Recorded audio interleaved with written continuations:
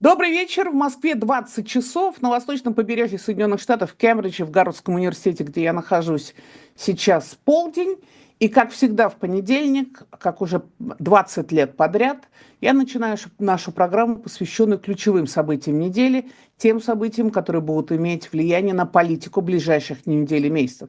Конечно же, такое главное событие – это избрание, причем триумфальное избрание 47-м президентом Соединенных Штатов Дональда Трампа, который был уже 45-м президентом с 2016 по 2020 год, потом проиграл президентские выборы президенту Байдену, и вот сейчас вернулся, причем вернулся с оглушительным для демократов результатом.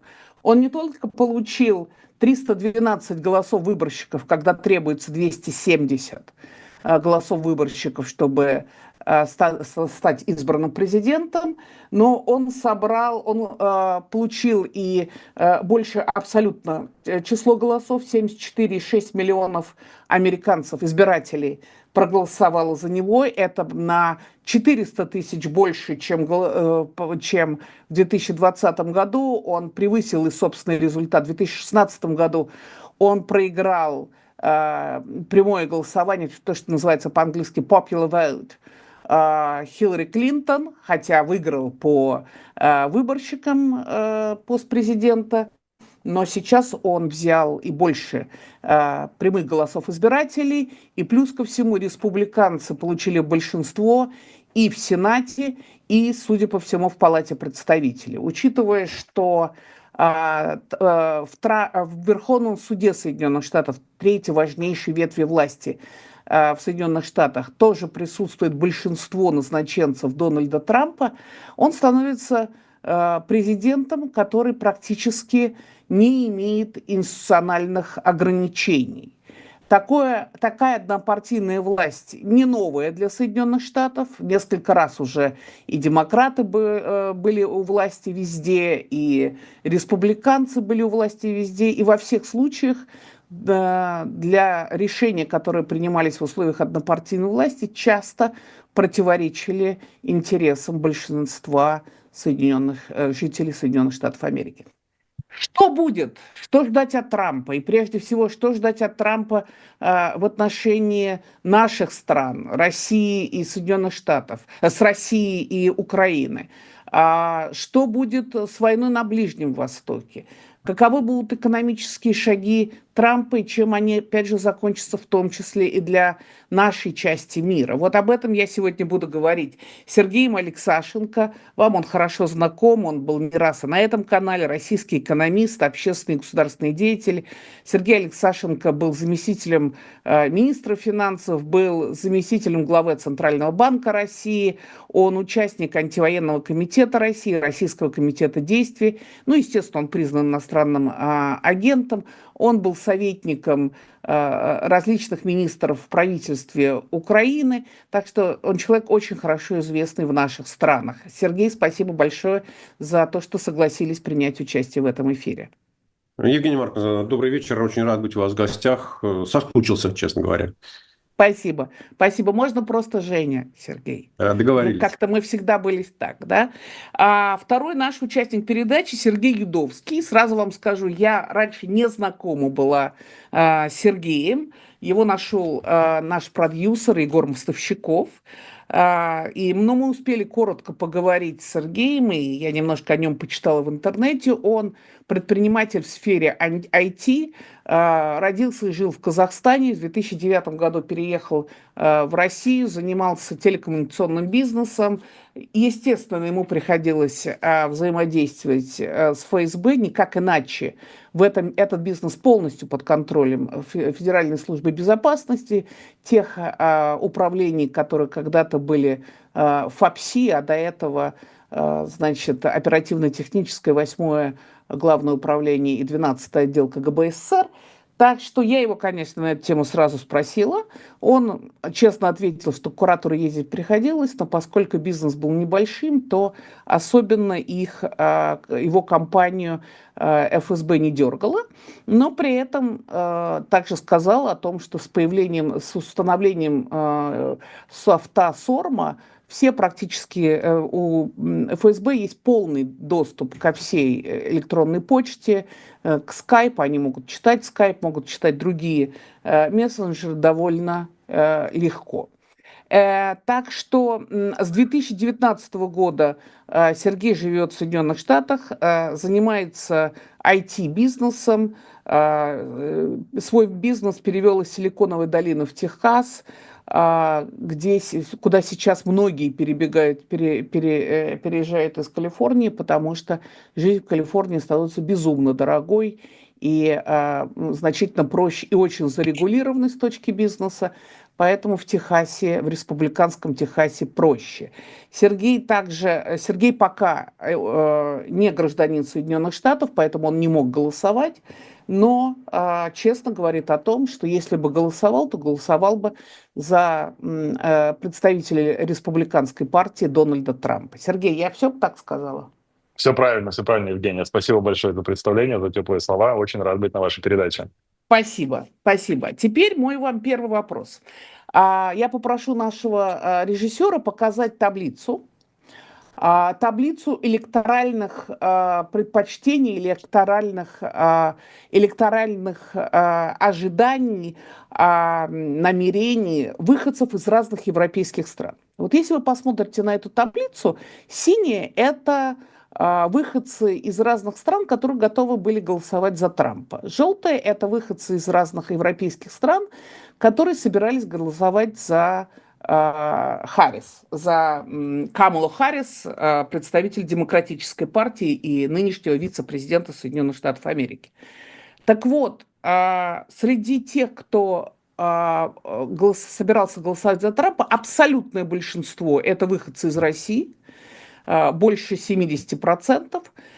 И дальше это все страны нашего региона, постсоветские страны, за исключением стран Балтии, и вообще посткоммунистический мир тоже готов был голосовать за Трампа.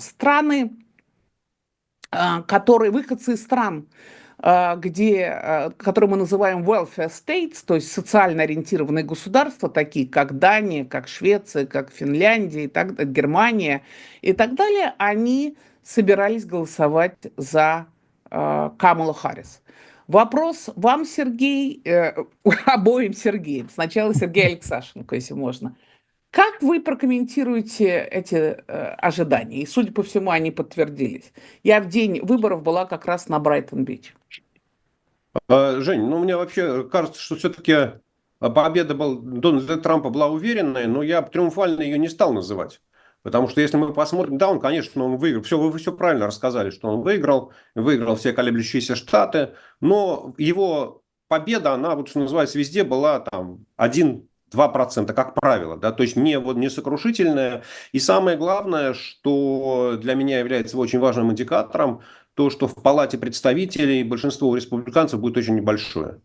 Ну, то есть последние оценки, что 223 голоса, а было 221 место. Да? Ну, то есть вот это означает, что партия республиканская, да, где большинство кандидатов продвигалось им и поддерживается им, она вот не то чтобы совсем широко уж так избирателям везде была поддержана. А не очень большое большинство, не очень уверенное большинство в Палате представителей – это всегда проблема для президента. Вот.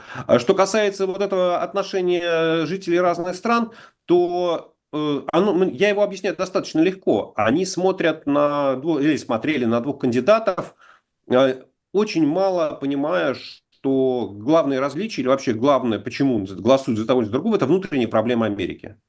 А все люди, которые вот в этом опросе участвовали, они смотрели на двух кандидатов, исходя из вопросов международной политики, исходя из интересов, возможно, своих стран, если до этого дела доходило. Ну, по крайней мере, вот я сейчас езжу по Европе, и все европейские политики, они все в один голос встревожены тем, что приходит Дональд Трамп, сейчас начнутся осложнения, сейчас будет непредсказуемость. Да, и эта нервозность, она передается и в средства массовой информации. Я думаю, что как раз вот все благополучные страны, да, которые там отдавали предпочтение Камале Харрис, они, в общем, реагируют на это. Хотя мы понимаем, что основные действия Дональда Трампа на посту президента будут связаны с внутренней политикой в США, с экономикой страны. Ну, точно совершенно вот внешняя политика, ну, опять, конечно, он будет ей заниматься. Да? Куда же без Америки во внешней политике, тем более, что только он ей занимается в Америке, имеет по Конституции право. Вот, ну, в общем, люди смотрели со своей стороны, и для них не очень понятно, да, в чем разногласие во внутренней политике. Даже я же на самом деле уже 10 лет прожил в Америке. Да? Ну, то есть вот для того, чтобы хорошо в этом разбираться, нужно очень-очень хорошо следить. Причем мои ощущения, они не всегда совпадают там, даже с опросами средних американцев. Мое видение проблем не всегда совпадает с их видением проблем. Вот. А что касается вот, скажем так, представителей бывших соцстран, да, или там постсоветских стран, опять я выскажу гипотезу, но опять подтвердить, опровергнуть ее очень сложно. Мне кажется, что вот если читать комментарии, которые давались в отношении предвыборных программ двух кандидатов, то у Камалы Харрис было слишком много, ну, таких левых квазисоциалистических идей. Отобрать и поделить. Да, и сделать всех счастливыми за счет того, что поднять налоги. А практика показывает, что люди из постсоветского лагеря, они все-таки, вот когда встает вопрос, нужно ли Америку превращать в Советский Союз, ответ нет, не нужно. Да, ну, это опять это мое такое интуитивное восприятие, да, почему голосую так. Но опять это вряд ли это на что-то повлияет. Но ведь трудно, знаете, трудно предполагать, что Камала Харрис относится к социалистам.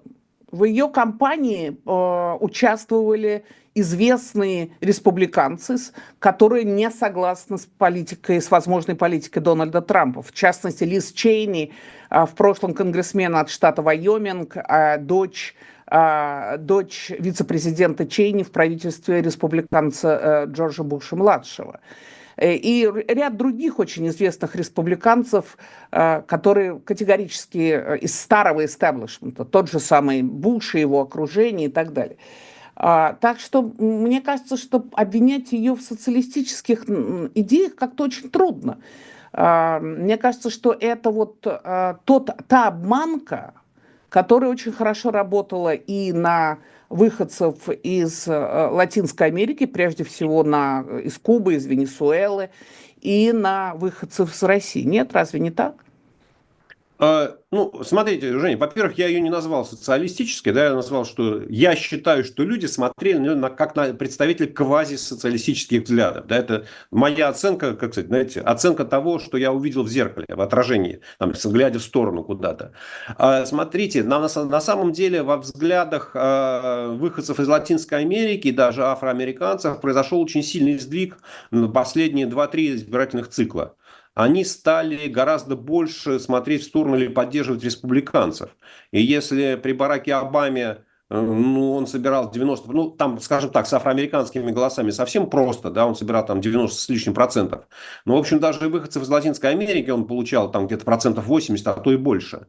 То сейчас, ну, уже там больше 60% вряд ли можно говорить о Камале Харрис, что она их получила, а молодое, вот как раз энергичное поколение выходцев из Латинской Америки однозначно голосует за Трампа, голосовало за Трампа, и объяснение как раз вот у них, да, там все очень просто. Их позиция именно этим и объясняется. Мы приехали в страну возможностей, мы хотим работать за себя, и мы не хотим, чтобы на наши деньги шли на то, чтобы кормить кого-то другого. Вот очень жесткая позиция такая вот, ну, я бы сказал, совсем жесткая, да. То есть среди традиционных, ну, как сказать, американцев, проживших несколько поколений, ну, такой редко встретишь, да. Как раз вот это, мне кажется, и стало одной из причин, ну, поражения там, демократов или поражения Камалы Харрис, да, что они и на выборах, начиная с 2016 года, недооценивали вот этот вот сдвиг расовых меньшинств. Удивительно, но за Трампа проголосовало и больше молодых людей в возрастной категории 18-29. Мы всегда как-то привыкли думать о том, что молодые люди, они более радикальные, они более социально ориентированные, но они голосовали за Трампа. За Камалу Харрис проголосовало меньше женщин, чем ожидали, хотя она шла на лозунгах, что женщина имеет право на распоряжаться своим телом так, как считает нужным, в чем я абсолютно ее поддерживаю, и была категорический противник запретов на аборты, которые идут которые приняты в некоторых штатах Соединенных Штатов Америки. Так что, вот честно вам скажу, для меня я не все понимаю. Я не понимаю, почему вполне авторитарные утверждения Трампа, как, например, что он будет преследовать своих оппонентов, или заявление, что он перестанет... Ну, с Украиной мне более-менее понятно, когда он говорит, что он больше не будет никакой помощи Украине, он решит проблему войны за 24 часа. Мне более-менее понятно, почему это поддерживают там более старшее поколение, но менее я понимаю, почему поддерживают молодые люди. Так что мне кажется, что тут какая-то более сложная ситуация, чем кажется. И самое главное, он выиграл голоса народа. То есть Камала проиграла практически во всех основных социальных и возрастных группах. Ну, Вот Жень, это... смотрите, мне кажется, что именно это и есть ответ. То есть вот если сравнить результаты голосования 2020 года и 2024 года, то Дональд Трамп набрал практически столько же голосов. Да, то есть, притом, вот он всю свою группу поддержки, да, фан-группу, всех своих избирателей вытащил, убедил прийти и проголосовать за него. А Камале Харрис этого не удалось. Она набрала сильно меньше голосов, чем набрал Джо Байден. И в этом нужно искать причину. Да, не в том, что Дональд Трамп вот то или другое сказал. Он свою аудиторию привел на избирательный участок. А Камала Харрис не зажгла. Вот не смогла она объяснить ни молодежи, ни женщинам, ни латиноамериканцам, ни афроамериканцам. Вот не смогла и все. Ну, бывает такое, да, что политик не может найти общий язык с избирателем. Спасибо. Обращаюсь к Сергею. Да. Сергей, значит, к другому Сергею, к Сергею Юдовскому. Скажите, пожалуйста, вот все время, когда шла президентская кампания, опросы показывали, что избиратели на вопрос, кто лучше справится с экономическими проблемами США, говорили Дональд Трамп. И это при том, что за пару недель до дня выборов 5 ноября журнал The Economist, один из важнейших финансовых, экономических журналов мира, сказал, что экономике Соединенных Штатов завидуют все страны Европы. Даже экономический рост ускорился. Да. Действительно, значит, правительству президента Байдена удалось снизить инфляцию до 2 с небольшим процентов, то есть меньше 3%, но при этом цены на продукты не уменьшились, а цены на бензин скачут туда-сюда и, в общем, значительно выше, чем были когда-то. Примерно жизнь в Соединенных Штатах, вот я последний раз, значит, здесь жила, это был 2000 какой-то третий год, нет, еще в 2019 я преподавала в Мичиганском университете. Так вот, примерно в 2 раза выросли расходы просто на жизнь здесь. Причем это не за 10 лет, это за последние 3-4 года. Вот, Ну, наверное, года, меня да. просто здесь не было, поэтому я просто не знаю этого. Я приехала в конце августа 2022 года. Соответственно, но что еще страннее для меня, это то, что на вопрос, кто лучше справится с вопросами национальной безопасности, кто лучше может защитить страну и противостоять то, что Байден назвал ось зла, а именно Китай, Россия и Северная Корея, что лучше это сумеет сделать Дональд Трамп, хотя мы знаем, что дипломатичностью он совсем не отличается. И все-таки... Не отличается. И все-таки бизнес-переговоры и переговоры на уровне глав государств сильно различаются. Мы помним это по его первому сроку, насколько много он совершал ошибок, как считали аналитики.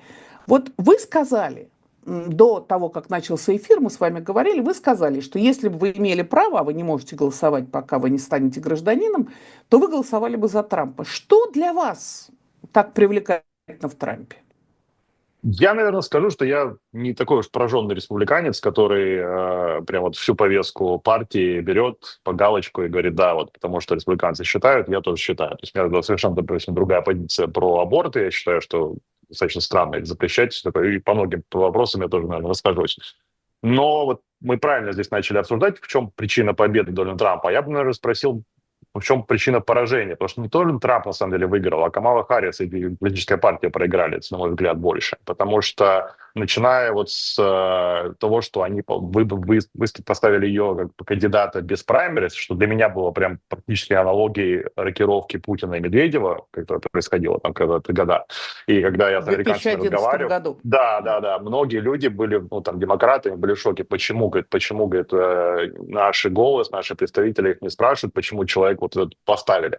Понятно, мотивация была, наверное, партии, но в целом вот с этого началось, допустим, какое-то неприятие демократического электората. И, собственно, и для меня тоже были сигналы, почему я должен поддерживать кандидата, который не выбран. Дальше, если мы посмотрим на те слова, которые она говорила, мы сейчас сказали, она не социалистка. А я так и не понял за счет ее кампании, кто она такая. Потому что на многие вопросы она не ответила. В разных штатах она говорила для разных людей разные повестки, выставляла. То есть человек не смог себя раскрыть и, наоборот, себя показал вот таким не до конца, что ли, честным. И я думаю, что в этом плане и кроется ответ, почему молодежь за нее проголосовала. Молодежь, молодые люди, они... Можно все что угодно про них говорить, что они не очень опытные, не такие, как мы, немного не видели, но они точно, когда они видят фальшь, они за ней не следуют.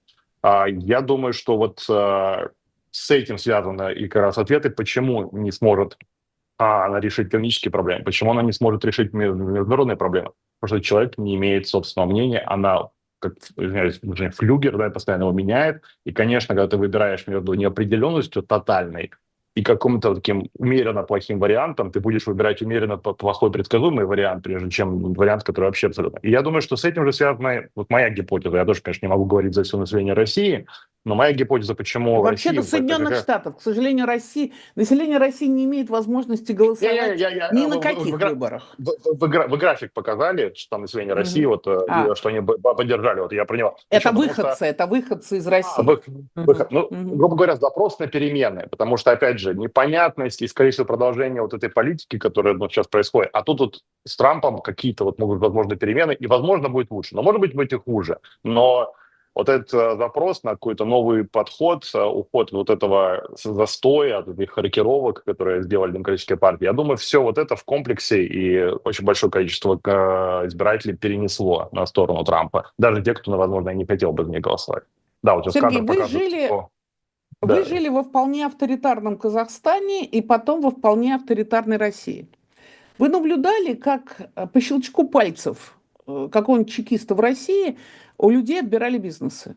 Вас не пугают авторитарные тенденции в выступлениях Дональда Трампа? Его обещание, что он посадит оппонентов, что он их накажет, что он накажет тех прокуроров и следователей, которые выдвигали против него обвинения и так далее. Что он отзывается в крайне невежливой форме об известных политиков из Демократической партии, такая как, например, Пелоси, которая была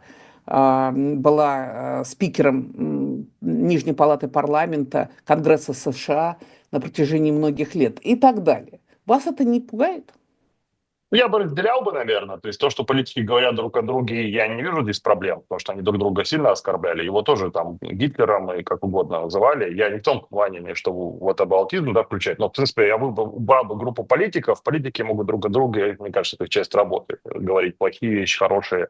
Конечно, мне не очень нравятся фразы, что человек планирует там запустить уголовные дела и разбираться. Я считаю, во-первых, их стало меньше, как только он начал двигаться к победе более успешно, и сейчас он вообще об этом не говорит. Я после выборов не слышал этого.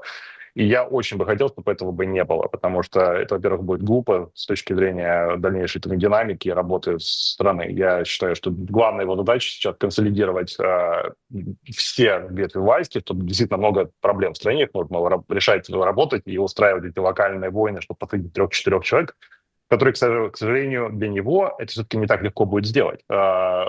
Здесь не президентская все-таки республика, как в России или, допустим, в Казахстане. Здесь именно президентская республика. Это в России не президентская, а смешанная республика. Да.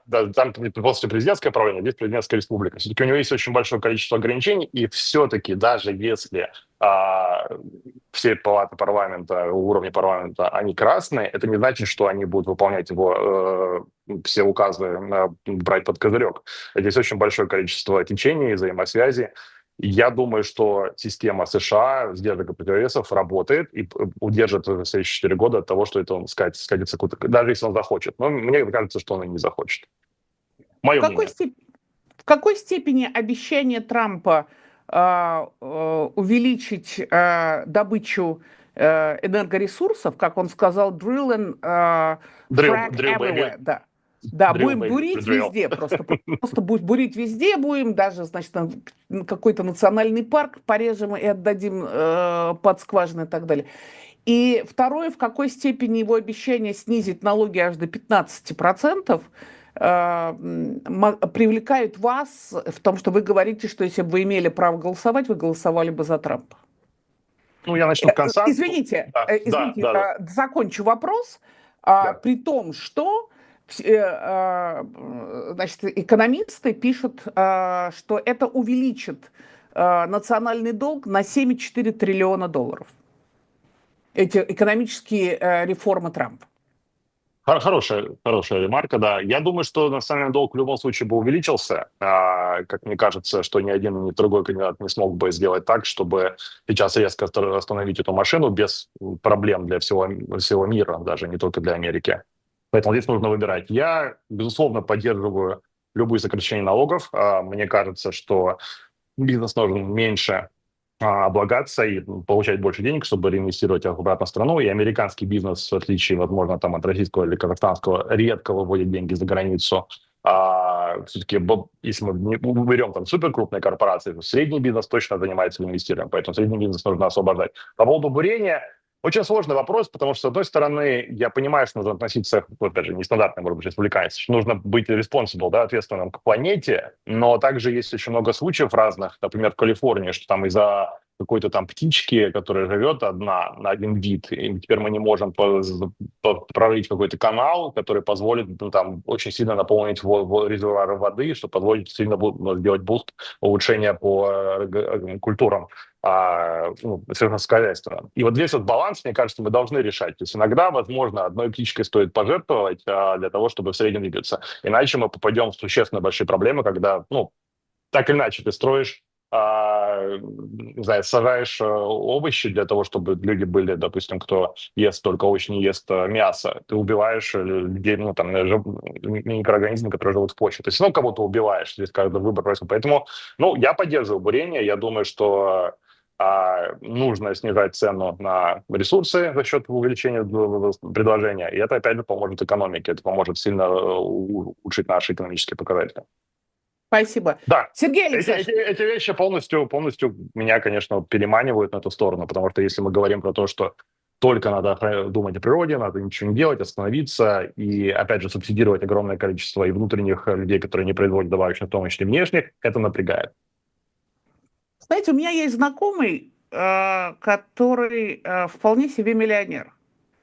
И тем не менее он считает, что снижение налогов для вот этой обеспеченной части населения, а вы знаете, что в Соединенных Штатах 1% населения владеет таким же объемом богатства, как 99 внизу.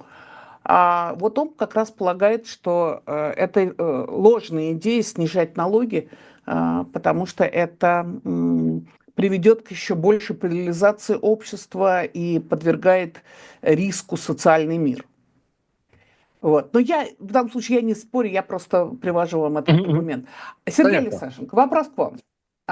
Дональд Трамп, поскольку, ну, конечно же, нас прежде всего интересует, как шаги Дональда Трампа внутри Америки и на международной арене, как они повлияют на нашу часть мира. Во всяком случае, меня, конечно, прежде всего интересует. Итак, Дональд Трамп говорит о том, что он собирается максимально увеличить добычу нефти. Когда Барак Обама, идя на выборы в 2008 году, сказал, что он сделает все, чтобы Америка перестала зависеть от Ближнего Востока по части снабжения, значит, энергоресурсами, то он эту задачу первый выполнил, он первый, кто, насколько я понимаю, это сделал. Но тогда, значит, если мне память не изменяет, Соединенные Штаты добывали 6 миллионов баррелей нефти. Сейчас Соединенные Штаты добывают 13 миллионов баррелей нефти. Трамп предполагает увеличить, вероятно, за счет, так я понимаю, за счет Shell Oil and Shell Gas, значит, это вот, собирается увеличить еще добычу. Вопрос, насколько это действительно реально, первое, и второе, как это скажется на цене на нефть и что это значит для России? Вот 3 вам таких вопроса. Угу. Жень, если можно, я как бы поучаствую в предыдущем тоже, ладно? Ну, конечно, конечно. Просто нужно напомнить, что, да, Дональд Трамп предлагал снизить налог на прибыль с 21% до 15%, а Камала Харрис предлагала повысить. Да, то есть, поэтому как раз вот еще и в этом разница, да, там до 28, а может быть даже до 35. Ну, то есть, вот бизнесмены, типа вот моего коллеги Сергея, да, для них вариант был такой, либо у тебя будет 15, либо 35. И здесь уже ты начинаешь действительно думать гораздо интенсивнее. Вот. Но я бы сказал, что для американского федерального бюджета это не очень большие деньги, потому что налог на прибыль приносит в федеральный бюджет меньше 10% доходов. Вот. То есть, в принципе, этими деньгами можно пожертвовать. И что меня, скажем, больше гораздо тревожит, это то, что оба кандидата, вот Сергей об этом сказал, что и в программе Камалы Харрис было увеличение бюджетного дефицита, ну или там прирост бюджетного дефицита, госдолга на 10-летнем горизонте, и у Дональда Трампа. Да, то есть на самом деле, когда экономика США находится в хорошем состоянии, она уверенно растет, вот в этот момент иметь 6% ВВП дефицит – это такая безответственная макроэкономическая политика. И это когда-то, вот кому-то за это придется понести политическую ответственность. Да, вот на чей срок придется расхлебывать, вот при ком гром грянет, мы, конечно, не знаем. Вот, про нефть немножко проще. Смотрите, США добывают сейчас действительно 13 миллионов баррелей. Насколько я помню, все-таки самообеспечимость. Там просто есть, знаете как, они импортируют часть нефти, а экспортируют нефтепродукты американцы. Да? То есть у них вот, в принципе, они, ну, это из Венесуэлы в том числе, когда до войны еще из России, просто чтобы поддерживать сернистый состав нефти. Вот. И, в принципе, рост добычи нефти в Америке идет достаточно такой монотонной скоростью. Вот если посмотреть на график, который публикуется, да, то мы видим, что есть вот эти спады там 2014-2015 года, 2020 года, ковидные спады, после чего восстанавливается и вот примерно с равномерной скоростью растет. Сколько это может продолжаться, никто не знает. Ну, одни эксперты говорят, что американская сланцевая нефть вот-вот, ну, собственно, выйдет на пик добычи, и уж чуть ли даже вот не в 2025 году. Другие говорят, да нет, в принципе, еще лет 5 может протянуться это состояние, да, и еще сколько-то можно нарастить. Сколько, никто не знает, замедление прироста добычи тоже не происходит. Вот. Но я не очень верю в то, что вот эта логика Трампа «давайте бурить везде, где только можно», всерьез может привести к наращиванию добычи, скажем, на Аляске или где-то в других местах. Себестоимость будет очень высокая. Я думаю, что нефтяные компании еще 100 раз будут все считать, потому что и сейчас в Америке себестоимость нефти, добычи нефти самая высокая, ну, из таких из крупных стран, да, которые добывают. Там, в России это $30 за баррель, а в Америке 55. Причем в России падение цены на нефть можно компенсировать и для промышленности, и для бюджета девальвацией, а в Америке доллар к доллару вы не девальвируете. Да? Поэтому если действительно на рынок выплеснется большое количество новой нефти, то первым, и если после этого упадет цена, то первым пострадавшим будет американская нефтянка. Да, поэтому я как раз вот эту угрозу всерьез не рассматриваю, как ни для экономики России, ни для там, экономики, ну, там вообще говорят, для потребителей нефти падение цен на нефть это благо. Да? Вот. И что нужно отметить, что пока вот этот вот рост добычи нефти в США, он компенсируется как бы встречным, ну, и иногда сокращением, а иногда не увеличением добычи нефти в странах ОПЕК+. Вот это вот соглашение картеля ОПЕК с Россией и Казахстаном.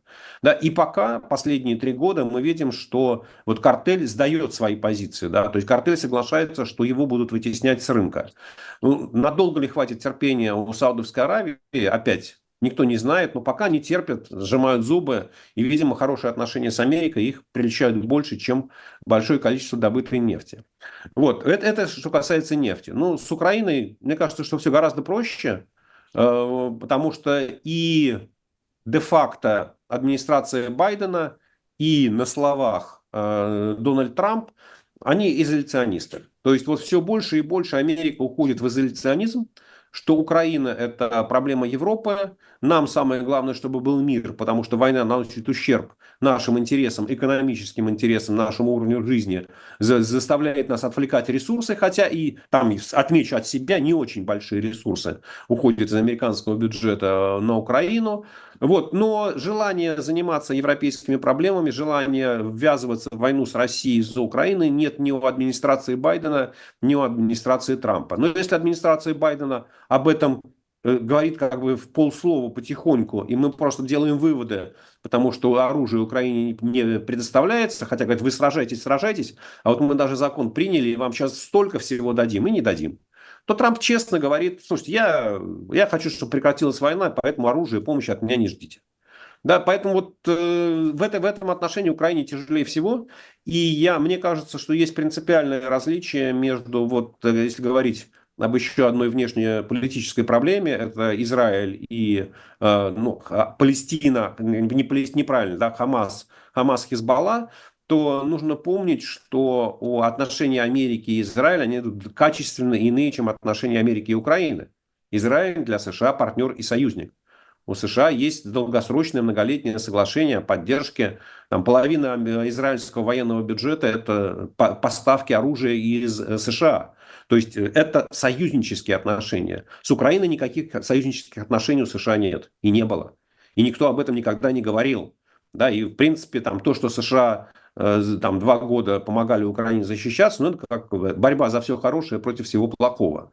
Да, поэтому вот такой, наверное, взгляд на то, что нас может ожидать в случае, ну, не в случае, да, вот когда Дональд Трамп станет президентом.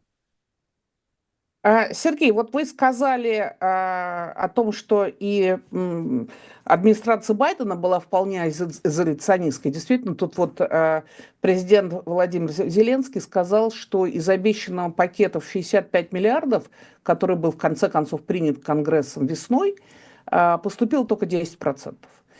Последний «Экономист» также пишет, и я полагаю, что это автор там Аркадий Островский, а мы знаем, что он очень квалифицированный журналист. Он пишет о том, что некоторые люди в администрации президента Украины Зеленского скорее хотели бы, чтобы к власти в Белом доме пришел Дональд Трамп, потому что при правительстве Байдена им действительно все время обещали, дадут и это, и то. Я помню, я с одним высоким российским чиновником спорила, что еще весной 2022 года Украина получит F-16, необходимые для Украины для закрытия неба. Кто-то из высоких американских чиновников мне говорили, F-16 получит, F-35 получит. Как мы знаем, в результате от Америки украинцы не получили никаких F-16, а Нидерланды передали какие-то свои. Короче, как вы справедливо сказали, позиция администрации Байдена была крайне, во всяком случае, для моего понимания, странной, потому что они все время обещали, все время говорили, да, все дадим, и в результате ничего не давали.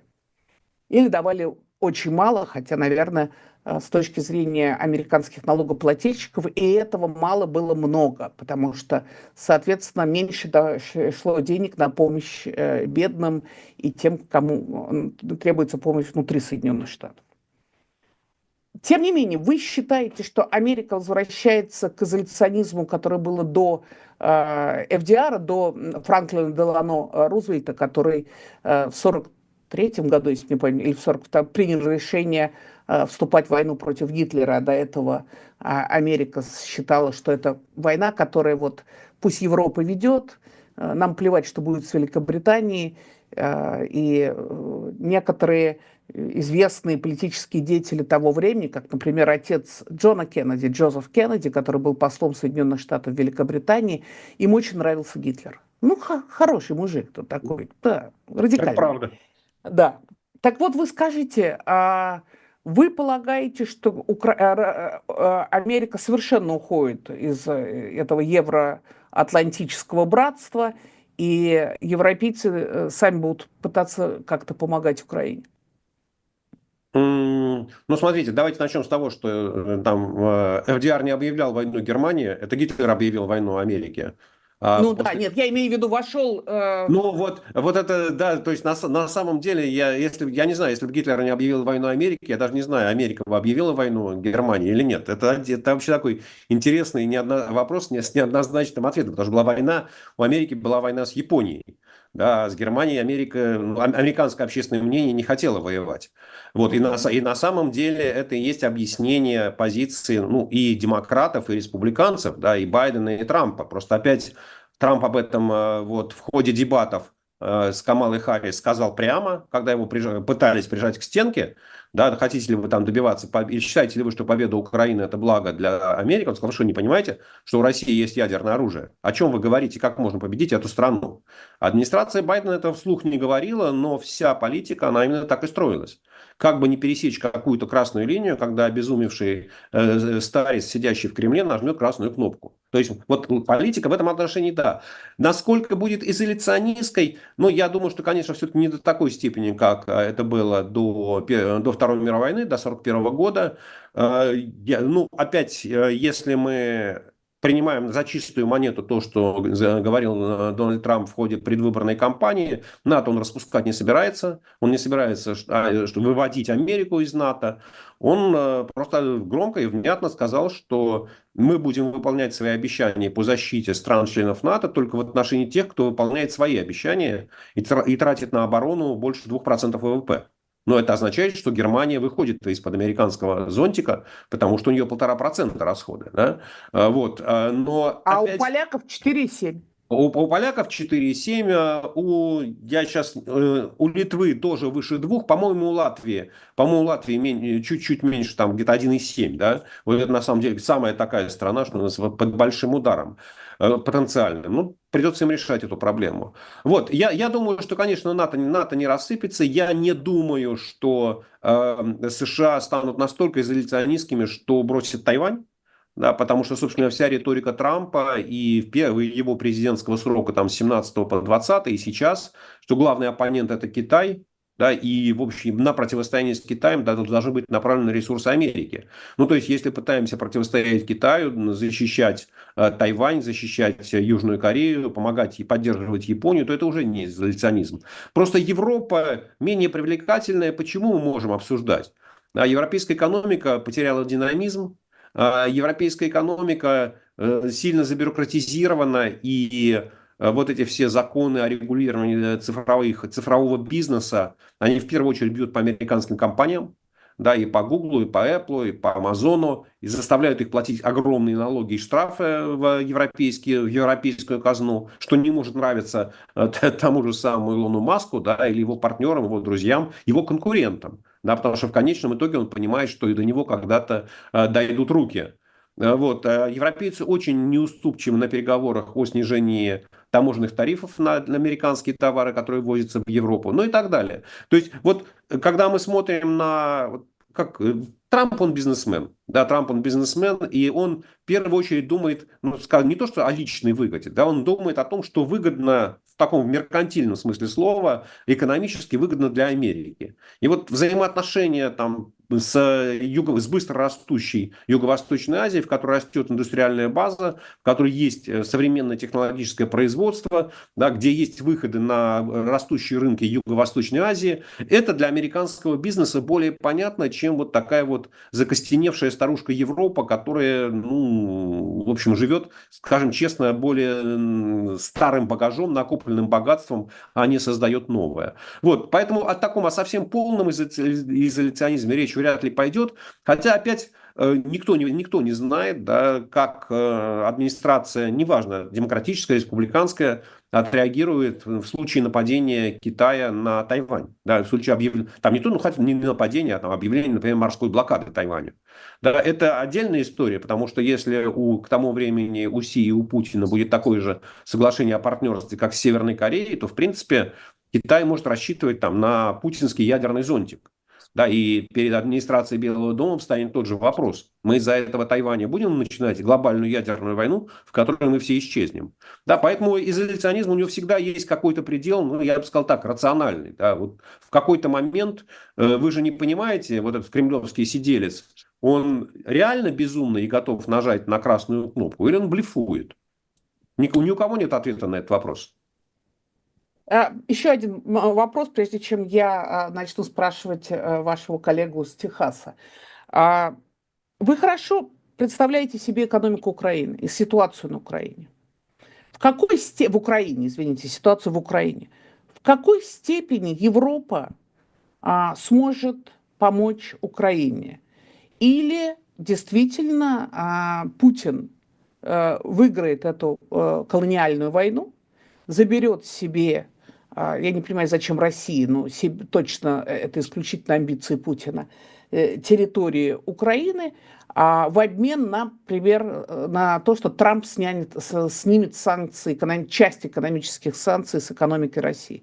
Насколько вот два тут вопроса. Европа сможет защитить Украину, понимая, вот мне кажется, что Радек Сикорский, министр иностранных дел Польши, очень хорошо понимает, что Путин не остановится, и Польша сейчас активно просто строит свою оборону, ожидая войны с Россией.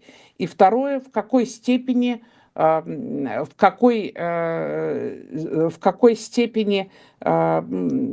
Трамп может снять санкции с российской экономики? Ну, первый вопрос, может ли Европа защитить Украину, сегодня нет. Однозначно, сегодня у Европы нет, вообще надо говорить же о том, что нет единой европейской армии, да, и нет единой армии НАТО. Есть единое военное командование НАТО, но количество солдат под их руководством, это каждое национальное правительство должно выставить свои подразделения.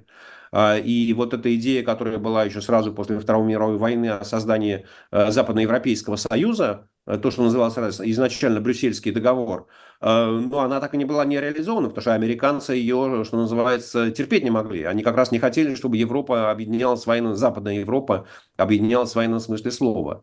Я думаю, что Польша должна строить военный блок североевропейский с Финляндией, Швецией, странами Балтии. Совместный ВВП этих стран превышает 2 триллиона долларов, такой же, как у России.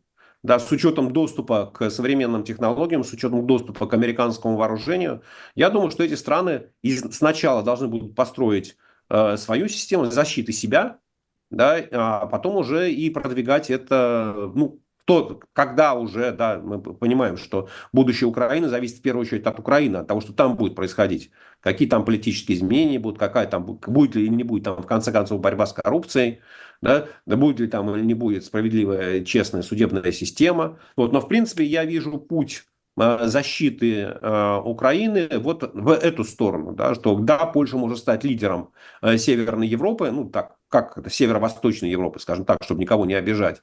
Да, возможно, к этому союзу в какой-то мере или к поддержке Украины военным образом сможет подключиться Великобритания, выделяя, предположим, там, миллиард фунтов или миллиард долларов вооружения в год. Там можно ожидать от Германии получения такой же суммы вооружений, можно ожидать от Америки, не знаю, там миллиард, полтора-два в год, да, какой-то такой долгосрочный проект. Вот таким образом система обороны Украины или защиты Украины, усиление военной мощи Украины может быть создано, но для этого нужно несколько лет. Мы понимаем, что вот сегодня там ни американская, ни европейская промышленность, военная промышленность, они так и не перешли на работу 24/7, да, то, что случилось в России. Вот, потому что никто из них не понимает, когда эти военные заказы закончатся. Они все заканчиваются этим бюджетным годом. Да, на следующий бюджетный год ничего нет. Вот, поэтому вот такой вопрос. Да. А второй, будет ли Трамп... Санкции. Я думаю, что изначально Трамп попытается остановить войну без каких-либо долгосрочных договоренностей. А потом вопрос... Это как? Извините, как? Вот я представляю себе, он звонит или разговаривает с Владимиром Владимировичем Путиным и говорит, Вова, я не знаю, как он к нему обращается. Владимир. Ну да, к Вове к нему обращались, когда он пришел в администрацию президента и работал у Павла Павловича Бородина. Так вот, и даже когда был избран президентом. Так вот, и говорит, Владимир, я готов снять там какие-то серьезные санкции, например, на поставку оборудования для бурения нефти на арктическом шельфе, но в обмен ты отказываешься от идеи взять Харьков, Одессу и даже Киев. Вот вы представляете себе такой вариант? Я думаю, что договоренность будет другая. Я думаю, что изначально договоренность будет что-то типа «Владимир, ты останавливаешь войну, а я тебе обещаю, что Украина не вступит в НАТО в ближайшие 20 лет». Причем Трамп может смело выдавать такое обещание, потому что его срок президентства заканчивается через 4 года. Да, там, как говорится, то ли ишак, то ли падишах. Вот, да, ну, поэтому я думаю, что вот для остановки войны какой-то такой договоренности будет достаточно, а дальнейшее, ведь это же опять, мы хорошо понимаем менталитет Дональда Трампа как бизнесмена. Для него любое международное соглашение – это сделка. Ты мне, я тебе. Что ты мне... Да, это вот на самом деле мы недавно это наблюдали, опять, правда, в исполнении администрации Байдена, да, вот многосторонний обмен заложниками или обмен заключенными. Да, когда там, не знаю, никто не понимает, на каких чашах весов, да, почему это сюда, это туда, почему этого взяли, а этого не взяли. Ну, в общем, в конечном итоге сложился какой-то такой баланс, который, как и всегда, каждая страна посчитала себя приемлемым, но, может быть, не оптимальным. Да, вопрос, может ли Дональд Трамп пойти на отмену каких-то санкций? Да, может. Вопрос каких? Да, и вопрос, какие приоритеты поставить там. Ведь это же как? С одной стороны, Трамп должен дать согласие на отмену своих санкций, да, а с другой стороны, Путин должен сказать, а я хочу, чтобы ты отменил именно эти санкции. Да? А поскольку санкций много, ну, все они вряд ли войдут в этот пакет. Поэтому я думаю, что переговоры будут идти, отмена каких-то санкций может быть элементом сделки, но я не думаю, что это всерьез изменит положение в российской экономике. Да, потому что все-таки главной проблемой российской экономики такой долгосрочный, да, в чем долгосрочный ущерб, урон от санкций, это технологическая отсталость. Это отсутствие доступа к современным технологиям, а это не только станки, оборудование. Да. Ну, можно, конечно, поставить оборудование для добычи нефти на арктическом шельфе, но без западных сервисных компаний оно будет стоять железом и будет ржаветь, потому что российские нефтяники не смогут с ним работать. Вот, поэтому это не такой очевидный вопрос, и, в общем, не отмена не каждой санкции, не всех санкций обязательно укрепит путинскую экономику. Спасибо. Сергей Юдовский, вопрос вам. Вот вы в Техасе, в Калифорнии, и у вас там, в вашей части Соединенных Штатов, особенно много нелегальных иммигрантов. И считается, что это выгодно, на самом деле, для экономики Калифорнии и Техаса, потому что иммигранты работают на тех работах, куда американцы не идут. Это, как правило, тяжелый ручной труд, черная работа, так что они туда не идут. При этом Дональд Трамп, которого вы готовы поддерживать, заявил, что он депортирует миллионы нелегальных иммигрантов. Сегодня в Соединенных Штатах 11 миллионов нелегальных иммигрантов. Причем за последние годы, когда граница была в достаточной степени плохо контролируема, в Соединенные Штаты приехало еще там 500, 600, 700 тысяч нелегальных иммигрантов. И их видят везде. Они и на восточном побережье, Техас и другие республиканские штаты юга отправляли автобусы с нелегальными мигрантами в Нью-Йорк, в Бостон и так далее. И, собственно, это действительно, это заметно. Очень много людей, которые совершенно не понимают по-английски, которые говорят только по-испански. Вопрос. Вы полагаете, что это хорошо для для штата, где вы живете, для Техаса, ну и для Калифорнии, где сельское хозяйство впрямую зависит от иммигрантов? Ну, тут я, наверное, разделил, потому что есть мигранты, которые попросили убежище, и они еще не имеют какой-то статус, но могут работать. И вот есть это одна группа, да, есть вот прям нелегальный мигрант, давайте мы определим, что это такое, человек, который перешел границу, не имеет никаких документов, ничего. Это вторая группа. Если начинать с Техаса, для Техаса это будет однозначно хорошо. Почему? Потому что в первую очередь на границе между США и Мексикой картели организовали достаточно большой бизнес. Если у тебя нет денег, чтобы заплатить за переход, то ты после того, как ты переходишь, ты становишься должен картелю. То ты начинаешь работать. Женщины могут попасть в проституцию, мужчины могут заниматься какими-то нелегальными вещами. То есть там такой очень ужасный черный бизнес сформировался. Примерно 2-3 раза в летние периоды, если живешь в Техасе, ты видишь видеозаписи новостей, когда находят фуру какую-нибудь, где сломался кондиционер, где перевозили 50, 60, 70 людей, женщины, дети и мужчины, а они там мертвые лежат. Это ужасное зрелище, потому что водитель бросает эту машину, убегает с этими легальными мигрантами, которые картели переводят, потом эти трупы забирают коронеры и хоронят. То есть ситуация, на самом деле, на границе сложилась очень ужасная. У Техаса существует вторая граница. Если вы пересечете границу США и будете ехать примерно 150-200 миль внутрь Техаса, вы столкнетесь со второй границей, где также люди с автоматами, с собаками контролируют, потому что первая граница не защищена. И все вот эти... Когда идет нелегальный мигрант в больницу или еще куда-то, он получает, естественно, лечение за счет бюджета. Это все ложится на местные органы власти, что не субсидируется федерально. Поэтому для Техаса это глобальная проблема. Это не проблема ведь не только то, что деньги тратятся, проблема, что еще с людьми, которые не защищены, к сожалению, они попадают в зависимость. Поэтому ее надо решать. Я не за депортацию, конечно же.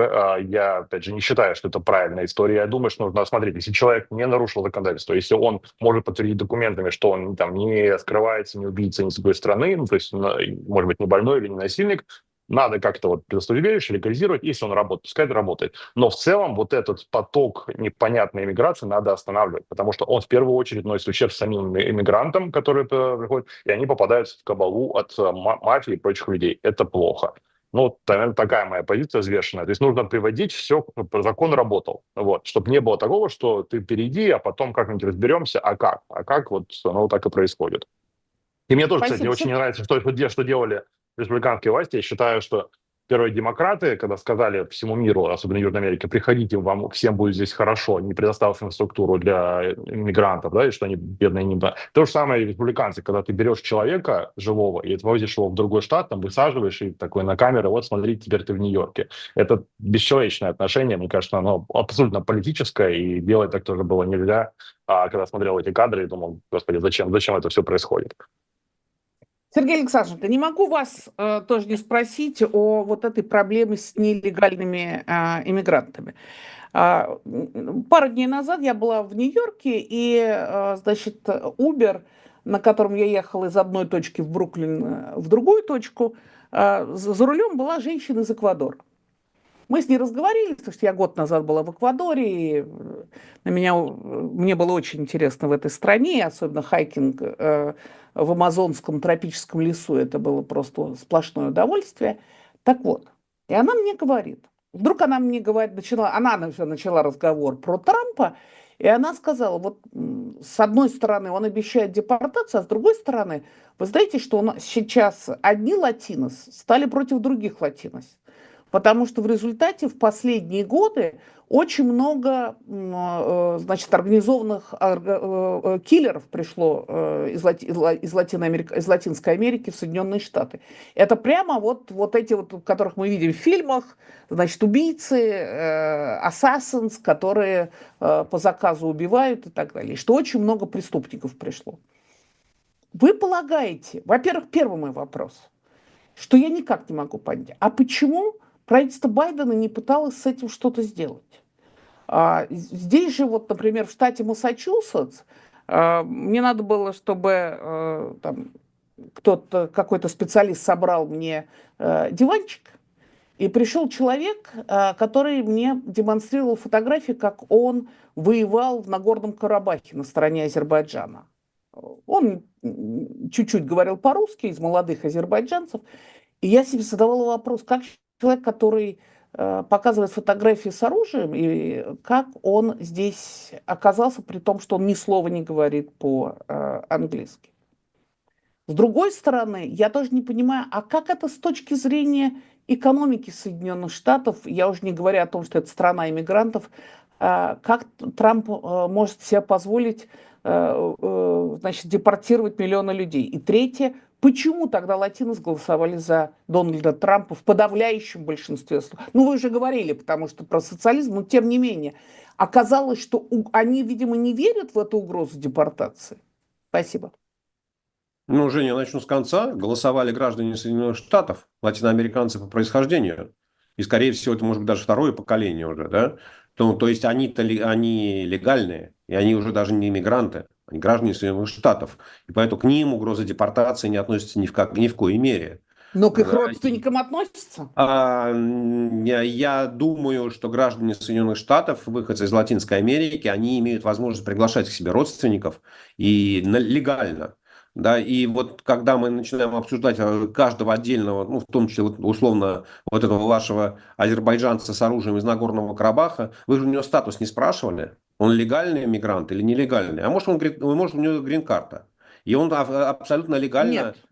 Ну, нет. Хорошо, Жень, вот смотрите, вопрос... Как это будет с точки зрения американской экономики? Американская экономика и вообще американская демография в значительной мере поддерживается легальными мигрантами. Да? То есть у Америки очень мощный миграционный поток, и ежегодно более 1 миллиона человек получают легальный статус в Соединенных Штатах. Да, и это вот, что называется, этот поток идет, и ни Трамп, ни Байден, ни демократы, ни республиканцы не собираются этот поток прекращать. Да, потому что это и привлечение низкоквалифицированной рабочей силы, и это привлечение мозгов. Да, потому что вы правильно сказали, что вся Америка это понаехали тут. Просто кто-то приехал 500 лет назад, а кто-то приехал 50 дней назад. Но они все понаехали тут. Коренных американцев, да, еще надо поискать на просторах Америки. Вот, почему демократы не занимались этой проблемой? Они не считали ее важной. Они закрывали глаза. У них побеждали сторонники вот таких, ну, я их все время называю, может быть, неправильно, но я их называю левацких позиций, что это права человека, нельзя их вытеснять. При том, что, там, не знаю, в 18-19 году даже в 2020 году, в 2021 в Америку приходило нелегальным образом 400-500 тысяч, да, в 2022-2023 3 миллиона. То есть вот по каким-то причинам, опять, ну, мы так же, как мы не можем залезть в голову Путину, мы не можем залезть в голову Байдена, да, или в голову Камалы Харрис, которая, вообще-то говоря, отвечала за вопросы миграции, да, ее назвали царицей, да, наверное, не царем по вопросу миграции, а царицей. Вот, но по каким-то причинам они не могли найти консенсуса внутри себя, внутри демократической партии и сказать, что да, это является проблемой. И надо напомнить, что республиканцы в Конгрессе, они постоянно ставили этот вопрос. Да, и предлагали какие-то компромиссные законы. В конечном итоге-то компромиссный закон был, что называется, согласован, но его уже Байден согласовал слишком поздно. В тот момент, когда началась реально предвыборная гонка, и там Трамп просто сказал, что мы не будем сейчас ни о чем договариваться, потому что это усилит твои позиции. Опять, его можно понять. Да? В данном случае это не отвечает, возможно, там, его идеологическим, Трампа не отвечало идеологическим воззрениям, но, извините, в политической борьбе, да, вот любой законный метод – это хороший. Да, и блокирование законопроекта, который внес твой конкурент, ну да, по ничего, подождем, примем следующий. Вот.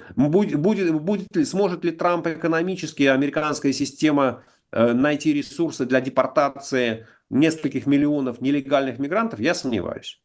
Да, потому что все-таки история слишком дорогостоящая, и надо сказать, что в Америке нет, ну, как бы, нет ни привычки, нет ни системы разыскивать людей на просторах Америки, но если это они не являются преступниками. Да? То есть, по большому счету, как человек вот там, он ушел внутрь, вглубь Америки, и он где-то работает, у него могут там годами не спрашивать документы, да, вот он как ваш азербайджанец может приходить, зарабатывать какие-то деньги, да, и он может, если он каким-то образом арендовал жилье, у него есть счет на оплату коммунальных услуг, то он может прийти в школу и устроить туда ребенка, никто не будет спрашивать миграционный статус этого ребенка, да, потому что не положено, директору все. Директору важно, чтобы человек жил в этом школьном округе. Да? Вот, поэтому нет такой системы. Я думаю, что демонстративно будут сделаны какие-то шаги. Возможно, демонстративно будут нам показывать по телевизору, да, как вот отлавливают партии людей, переходящих через границу нелегально, их высылают с сиренами, с флагами, с мигалками и так далее. Вот, но выселить несколько миллионов человек, найти, даже проблема не то, чтобы их выставить за пределы США там, через мексиканскую границу, их найти же надо каким-то образом. Вот думаю, здесь американская система сломается. Ну, или, точнее говоря, не будет этим заниматься. Понятно. Ну и, пожалуй, последний наш эфир подходит к концу. Последний вопрос, который я хотела бы задать обоим Сергеям. Когда шла еще президентская кампания, Кремль говорил, что для них предпочтительнее победа Байдена или Камалы Харрис, потому что они более предсказуемые. Когда Трамп победил на Валдайском форуме, Путин чрезвычайно тепло поздравлял Дональда Трампа с победой. Как вы полагаете, на самом деле для нас, для людей, во всяком случае, для меня, как для человека, который хотел бы вернуться в Россию, понятно, что жесткое противостояние с Путиным очень важно, потому что мы, выходцы из России, мы хорошо понимаем, насколько жесток этот человек и насколько много проблем может ожидать от него не только граждан России, но и граждан Европы. Вопрос. Вы полагаете, Дональд Трамп действительно предпочтительнее для Путина, или же действительно его непредсказуемость станет проблемой для Кремля? Вот что вы по этому поводу думаете? Давайте с вас, Сергей, начнем. Сергей Юдовский. Я думаю, что, наверное, если в итоге продолжать войну и добиваться больших успехов на Украине, я думаю, Камала Харрис и Демократическая партия были более предпочтительны для Путина. Потому что это та же самая политика, с которой он уже научился как-то жить, работать, существовать. В общем, все понятно, как продолжать. С точки зрения Трампа и с его желанием закончить и абсолютно огромным набором непонятных действий, которые может сделать, непредсказуемых, это, конечно же, игра стала сейчас менее понятная. улыбаться и тепло отзываться, я думаю, это вообще любое умение политика, какая разница, даже если ты человека ненавидишь, я думаю, политик умеет это делать, поэтому я бы не оценивал на теплую улыбку, что это значит, что есть радость какая-то. Я думаю, что сейчас более стало сложно там, например, Путину думать, как тебе дальнейшие шаги простраивать, потому что доска немножко по-другому стала играть. Теперь он и все будет перезагружаться. Теперь плохие отношения между Китаем и США могут завтра измениться, и как-то вот они могут там передоговориться по Тайваню, и уже по-другому может пойти. А на Ближнем Востоке, опять же, то же самое может произвести все по-другому. Поэтому я думаю, что сейчас, наоборот, стало сложнее продумывать дальнейшую политику, как добиваться победы в той части, как Владимир Путин видит свою победу. Все видит ее, конечно, как. Такое мое Спасибо. мнение. Сергей Алексашенко, американские СМИ писали, что Дональд Трамп звонил или разговаривал с Владимиром Путиным после того, как он покинул Белый дом в 2020 году, что он как бы поддерживал отношения какие-то с Путиным. В какой степени, вы полагаете, для Путина выгоден Дональд Трамп в качестве, как принято говорить, лидера свободного мира и президента Соединенных Штатов Америки? Ну, я соглашусь с Сергеем, невыгоден. Невыгоден, ну, во-первых, республиканцы всегда более жесткую позицию занимать по отношению к России, а Дональд Трамп – это абсолютно непредсказуемый человек. Да, вот, ну, можно представить себе, что Путин там 25 лет играл в международные шахматы, а тут на шахматной доске есть такой, ну, есть другой вид шахмат, называется шахматы Фишера, да, где фигуры ставятся в неком случайной позиции, да, и там дается вам несколько минут для того, чтобы осмыслить ситуацию. И ситуация никогда не повторяется. И все международные лидеры, которые имели, ну, из крупных стран контакты с Трампом, они все в один голос говорят, что его вот самая неприятная черта для того, кто с ним ведет переговоры, ты никогда не знаешь, что он хочет и что у него на уме. Потому что, будучи бизнесменом и на таком на очень конкурентном рынке недвижимости, где ты должен быстро считать, быстро понимать плюсы, минусы разных вариантов, вот, где у Трампа огромный опыт и блефа, и давления, и угроз, и, не знаю, шантажа, да, и вот с этим предстоит сталкиваться. Известная история, когда он встречался с президентом Си, да, с китайским президентом у себя в Мар-а-Лаго. В какой-то момент он сказал: извините, мне нужно выйти, вышел, там через 10 минут вернулся и сказал: извините, мне нужно было принять решение об ударе по Сирии. Да, ну, то есть, вот как будто вот нельзя было подождать там до окончания встречи. То есть, вот это такие демонстративные шаги, да, они, ну, явно вот подделываются для того, чтобы показать свою непредсказуемость. Предсказать, что ты готов в любой момент вскочить и побежать и нажимать свою кнопку. Да, и в этом отношении, ну, опять, вот в книге Боба Вудварда «Последняя война», да, там несколько раз повторяется цитата Байдена, что великие державы не блефуют. Ну, вот, видимо, Джо Байден считает, что и Путин не блефует. А Трамп очень хорошо понимает, что Путин блефует, но и он сам умеет блефовать. Да, поэтому, вот, вы знаете, думаю, что опыт все-таки Трампа в разных ипостасях, как блефовщика, как это правильно сказать, человек, который блефует, он побогаче будет. И арсенал у него побогаче, и инструментов давления побогаче. И надо же понять, да, что в принципе, ресурсы Америки, переговорные ресурсы Америки с другими странами, они гораздо мощнее и для других стран важнее, чем с Россией. Ведь как это, если нельзя убить, то можно купить. Да, и вполне вероятно, что в какой-то момент, опять можем предполагать, не факт, что это будет, да, но, например, Трамп может о чем-то договориться с индийским премьером Моди, да, и пообещать Индии что-то такое, да, после чего Индия там отвернется от Путина и, не знаю, там, перестанет закупать его оружие совсем, да, или еще что-то сделает, или начнет поставки российского оружия в Украину. Вот. От Трампа можно ожидать всего, и вот, позицию демократов просчитать очень легко. Позицию Трампа просчитать невозможно.